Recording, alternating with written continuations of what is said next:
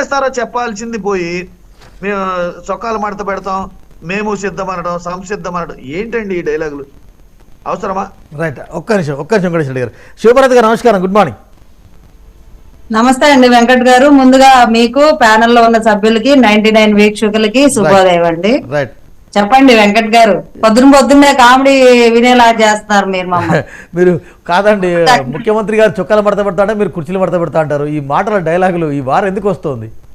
పవన్ కళ్యాణ్ గారు అనలేదండి ఆ డైలాగు. నిన్న మీరు సరిగ్గా చూసినట్టయితే చంద్రబాబు గారు మాట్లాడారు. పవన్ కళ్యాణ్ గారు జగన్మోహన్ రెడ్డి నిన్న విధ్వంసం అనే పుస్తక ఆవిష్కరణలో చేసిన కామెంట్ అది చంద్రబాబు గారు చేసిన కామెంట్. పవన్ కళ్యాణ్ స్పీచ్ అంతా నేను చూశాను, ఎక్కడ డైలాగ్ మాట్లాడలేదు.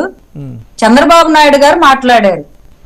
అవును, ఈ రోజు ముఖ్యమంత్రి గారు కుర్చీలు చేతులు చొక్కాలు మడతలు పెట్టే సమయం ఆసన్నమైంది అని చెప్పి కార్యకర్తలకు పిలిపించారు.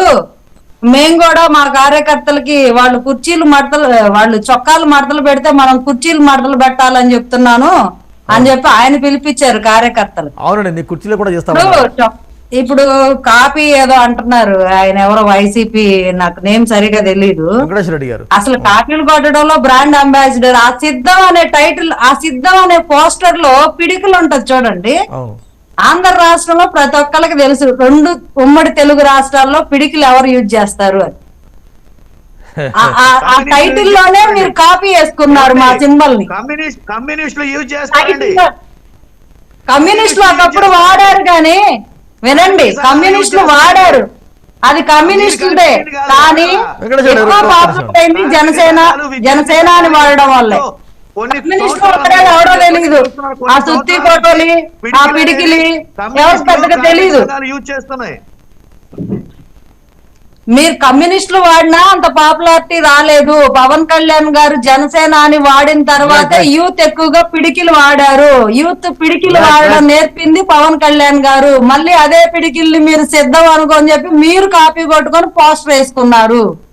మీరన్నీ మావే కాపీ కొడతారు. చివరికి ఆరోగ్య బీమా 25 లక్షలు ఇవ్వాలంటూ పవన్ కళ్యాణ్ గారు చేసిన ప్రతిపాదన కూడా మీరు మేనిఫెస్టోలో ముందుగానే, మేనిఫెస్టో కాదు అమల్లోనే చేస్తాం, మేము 25 లక్షలు ఆరోగ్య బీమా ఇస్తాం అంటూ ఏదో హుటాహుటిని ఏదో తీసుకొచ్చారు.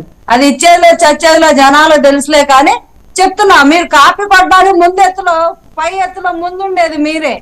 అందరినీ చేసుకొని పోగేసుకొని స్క్రాప్ అంతా మీరే వాడుకుంటారు. ఆ కాపీల గురించి మీరు మాట్లాడకండి, అసలు మీకు ఆ రైటే లేదు. ఒక్క నిమిషం అండి. నాయుడు గారు సుందరరావు గారు నమస్కారం. నమస్తే.